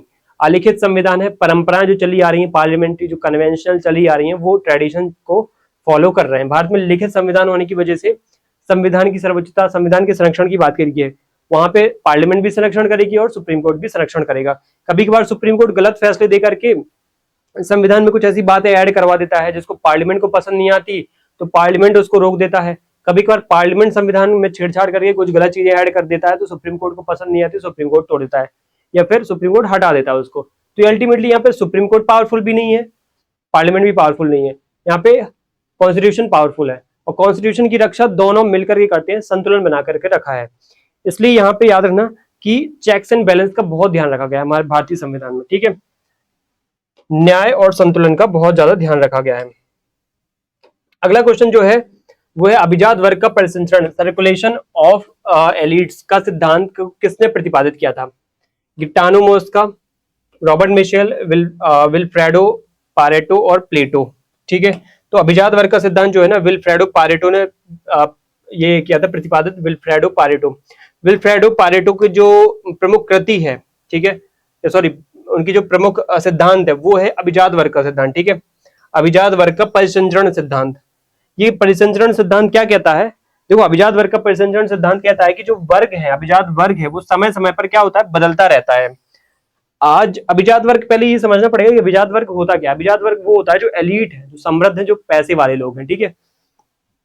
तो जब ये पैसे वाले लोग सरकार चलाते हैं तो वहां पे क्या होता है, वहां पे आ जाती है ओलिगार्की, वहां पे क्या आ जाती है, ओलिगार्की बोलते हैं उसको, ठीक है। तो ये अभिजात वर्ग समय समय पर बदलता रहता है, पुराने अभिजात वर्ग का पतन होता है और नए अभिजात वर्ग का उदय होता है। तो इस प्रकार की जो व्यवस्था है इसको बोलते हैं अभिजात वर्ग का परिसंचरण, सर्कुलेशन। इस प्रकार से इनका सर्कुलेशन चलता रहता है, ठीक है। तो इस तरीके से क्या है, कुछ कुछ आपको चीजें अभिजात वर्ग सिद्धांत पे भी पूछी जा सकती है। अभी तक तो ज्यादा ऐसे क्वेश्चंस नहीं बने हैं, लेकिन आ सकते हैं। एक और क्वेश्चन यहाँ पे आया है कि हर समाज में एक अल्पसंख्यक वर्ग होता है जो शासन करता है और बहुसंख्यक जो, ये 20वां क्वेश्चन है, ठीक है। हर समाज में एक अल्पसंख्यक वर्ग होता है जो शासन करता है और बहुसंख्यकों जो शासित होते हैं। यह कथन किस विचारक से संबंधित है? In every society there is a minority who ruled and a majority who ruled, this statement belongs to which thinker, ठीक है। ये किसने कहा था? तो इसका आंसर हो जाएगा गिटानो मोस्का, ठीक है। गिटानो मोस्का के द्वारा ये कहा गया था, ठीक है। गिटानो मोस्का एक इटालियन थिंकर है, पॉलिटिकल साइंटिस्ट है, याद रखना, पॉलिटिकल साइंटिस्ट गिटानो मोस्का एक इटालियन है, याद रखना। और अभिजात सिद्धांत एलिट थ्योरी से जुड़े हुए ये भी माने जाते हैं। कंपैरेटिव पॉलिटिक्स में जो एलिटिस्ट थ्योरी है उससे जुड़े हुए ये भी माने जाते हैं, ठीक है। इन्होंने क्या दिया था, अभिजात वर्ग का सिद्धांत दिया था। उसमें ये बताया था कि हर समाज में सत्ता अल्पसंख्यक अभिजात वर्ग के हाथ में होती है। देखो, अल्पसंख्यक अभिजात वर्ग, मैंने स्टार्टिंग में ही अभिजात वर्ग के बारे में बताया कि जो वेल्दी लोग हैं, जो धनिक लोग हैं, जो पैसे वाले लोग हैं, वो कम होते हैं संख्या में। और जब वो शासन संचालन में क्या करते हैं, अपना इंटरफेयर करें, शासन संचालन की बागडोर इनडायरेक्ट वे में या डायरेक्ट वे में सत्ता जो है ना खुद अपने हाथ में ले लें, तो होता भी है ज्यादातर देशों में, डेमोक्रेसीज में। तो ये बहुत बड़ा एक क्या है, लूप होल है कि डेमोक्रेसीज में ज्यादातर क्या होता है, सत्ता अल्टीमेटली जनता के हाथ में नहीं होती, ताकतवर लोगों के हाथ में होती है जो कि पैसे वाले हैं। तो अभिजात वर्ग में हर समय क्या होता है कि हर समाज में ये अभिजात वर्ग होता है और ये सत्ता को हथिया भी लेता है इनडायरेक्ट वे में। तो इस प्रकार से लोकतंत्र जो है ना, इसकी आलोचना की जा सकती है कि वास्तविक सत्ता जनता की बजाय अभिजातियों के पास होती है। उनकी एक जो बुक है द रूलिंग क्लास, उसमें इन्होंने बहुत बेहतरीन तरीके से बता रखा है। महत्व क्या है, राजनीति और शक्ति संरचना को समझने में उपयोगी सिद्धांत इनका माना जाता है। इस प्रकार से ये हमारे क्वेश्चंस क्या है यहाँ पे हो जाते हैं, ठीक है। तो ये हमने यहाँ पे समझ लिया है कि कैसे भारत या पूरे विश्व में जो कंपैरेटिव पॉलिटिक्स है उसके अलग अलग जो सिद्धांत हैं वो किस प्रकार से भारतीय राजनीति और विश्व की राजनीति को प्रभावित करते हैं, ठीक है। वो सिद्धांतों से संबंधित अलग अलग क्वेश्चन हमने देख लिए हैं, ठीक है। अब यहाँ पे देखो, ये गिटानो मोस्का की फोटो है जो मैं यहाँ पे आपको बताना भूल गया, यहाँ पे आप देख सकते हो, ठीक है। इनका सिद्धांत मुझे इसलिए अच्छा लगा, इसलिए मैंने इनकी फोटो लगाई है। इन्होंने बहुत सॉलिड बात बोली है कि देखो, डेमोक्रेसी अल्टीमेट नहीं होती है। कल के दिन अगर राजा वाला या मोनार्क वाला सिस्टम चल रहा था, आज अगर डेमोक्रेसी आ गई है, ठीक है, तो कल अगर जो राजा वाला सिस्टम था वो उस जमाने के हिसाब से बेस्ट था, ठीक था, इसलिए चल रहा था वो। अब आज हमारे पास ऑप्शन है कि हम डेमोक्रेसी को इंप्लीमेंट कर सकते हैं, तो हम कर रहे हैं। इसका मतलब ये नहीं कि अल्टीमेट है, अब इसके अलावा हमें कुछ कोई दूसरा ऑप्शन नहीं हो सकता। कल के दिन हमारे दूसरे कोई दूसरी तरीके की व्यवस्था या सत्ता का जो शासन व्यवस्था है वो आ जाए। तो इसलिए डेमोक्रेसी में भी आज भी कई सारे लूप होल्स देखने को मिल रहे हैं, और वो लूप होल्स में खुद स्टडी करता हूं, तो मुझे बहुत क्या है बुरा लगता है कि यार किस तरीके से डेमोक्रेसी को बर्बाद कर रहे हैं कुछ ताकतवर लोग, कुछ पैसे वाले लोग इस इतनी पवित्र व्यवस्था को बर्बाद कर रहे हैं। ठीक है, तो ऐसी व्यवस्था का कहीं ना कहीं इन्होंने उजागर जो है वो गिटानो मोस्का जैसे लोग कर देते हैं। ठीक है, दुनिया के सामने रख देते हैं कि ये डेमोक्रेसी भी है ना, किस प्रकार से अभिजात वर्ग के लोगों की लालच स्वार्थ की भेंट चढ़ गई है। ठीक है, तो इस प्रकार से हमारे ये क्वेश्चन हो जाते हैं। अब देखो एक बात और है कि ये जो 20 एमसीक्यू या 30 एमसीक्यू की हर एक जो यूनिट की क्लास हो रही है, वो क्लास इसी तरीके से 10वीं यूनिट तक चलती रहेगी। ठीक है, तो इनमें हम क्या है आपको एवेल्युएशन का एक मौका दे रहे हैं कि इन क्वेश्चन के माध्यम से आप अपने आप को इवेल्युएट कर लो। असिस्टेंट प्रोफेसर का जो एग्जाम होने वाला है इवेल्युएट कर लो। अगर आपको और भी लगता है कि अच्छे ढंग से सिस्टमेटिक ढंग से इवेल्युएट करना है, टाइम के अंदर एक सिस्टमेटिक टाइम के अंदर 3 घंटे का जो एग्जाम होने वाला है उस 3 घंटे एग्जाम में तो रियल एग्जाम जैसे एक माहौल होता है उसमें देना है, तो आप FLT या टेस्ट सीरीज ज्वाइन कर सकते हो एग्जाम गुरुजी के ऐप पर जाकर के। इस ऐप पे आपको पॉलिटिकल साइंस का एक टेस्ट सीरीज आपको अवेलेबल हो जाएगा 490 का, और इसमें आपको 20 यूनिट वाइज टेस्ट और 5 FLTs आपको मिल जाएंगे। ठीक है, तो 20 यूनिट वाइज टेस्ट और 5 FLTs मिलेंगे, एक प्रकार से 25 टेस्ट आपको 400-500 रुपए के अंतर्गत मिल रहे हैं, तो बहुत अच्छी बात है और घर बैठे आप इसको कर सकते हो अवेल। ठीक है, और प्रैक्टिस कर सकते हो, जितनी जल्दी प्रैक्टिस होगी उतनी जल्दी आप इवेल्युएट कर लोगे अपने आप को और फिर से वापस से रिवीजन में लग जाओगे। ठीक है, तो ये हमारा आज का डिस्कशन था यूनिट वाइज एमसीक्यूज का। उसके अलावा मैं एक इंफॉर्मेशन फिर से देता हूँ, हर एक क्लास में देता ही रहता हूँ, दे ही रहा हूँ कि फ्री क्लास, जैसे आप यहाँ पे देख रहे हो फ्री क्लास हमारी चल रही है। फ्री क्लास में हम आपको क्या क्या प्रोवाइड कर रहे हैं, एमसीक्यू की यूनिट 1 से लेकर के 10 तक एक फ्री क्लास, हर एक यूनिट की एमसीक्यू की हम एक फ्री क्लास लेकर के आने ही वाले हैं, लाते रहेंगे, आगे 10 यूनिट तक लाते रहेंगे कंटिन्यूअसली। उसके अलावा जो दूसरी क्लास है वो है मास्टर क्लास। ठीक है, इसको बोलते हैं डेडिकेटेड कंप्लीट कंटेंट को प्रोवाइड कराने वाली मास्टर क्लास। ठीक है, यूनिट 9 और 10 की हम इसमें प्रोवाइड कराएंगे। ठीक है, यूनिट 9 और 10 की क्यों करा रहे हैं, 1 से 8वीं तक की क्यों नहीं करा रहे हैं? 1 से 8वीं तक की इसलिए नहीं करा रहे हैं क्योंकि ऑलरेडी ये मान के चल रहे हैं कि आपको पता होगा, और अभी अगर कराने भी जाएंगे तो टाइम नहीं है। ठीक है, मिनिमम 4 से 5 महीने डेडिकेटेड वे में आपको देने पड़ेंगे, जब भी आप इस पूरे कोर्स को यूनिट 1 से लेकर के 8 तक कर सकते हो। ठीक है, और मैं ये जो बोल चुका हूँ ना कि आपको पता होगा, आपको ये पता होगा कि यूनिट 1 से लेकर के 10 तक 8 तक वही कंटेंट है जो यूजीसी नेट सेट में है, तो इसलिए वो आप ऑलरेडी पढ़ चुके हो क्योंकि आपने सेट या नेट क्वालिफाई कर लिया होगा। ठीक है, और जो यूनिट 9 और 10 है उसमें क्या है वो थोड़ा सा हटके एमपी पर्सपेक्टिव से, उसमें क्या है कंटेंट और सिलेबस है, तो वो मैं यहाँ पे रिसर्च करके आपके सामने ला रहा हूँ, कंप्लीट रिसर्च करके आपको बिल्कुल क्वालिटी कंटेंट यहाँ पे दे रहा हूँ फ्री ऑफ कॉस्ट। यूट्यूब पर डिजिटल क्लास हो रही है तो उसका आप फायदा उठाएं। ठीक है, तो इस तरीके से क्या है हमारी चीजें क्या है कंटिन्यूस चलती रहेंगी, जब तक ये पूरे फुल फ्लैज में आपको प्रोवाइड न करा दो तब तक मैं यहाँ पे आपके सामने आता रहूंगा और हम आगे भी क्लास करते रहेंगे। ठीक है, तो थैंक यू सभी को, और इसी तरीके से आगे भी आप बने रहिएगा और जो भी आपके सुझाव हो आप मुझे कमेंट्स में बताइएगा। ठीक है, थैंक यू, जय हिंद।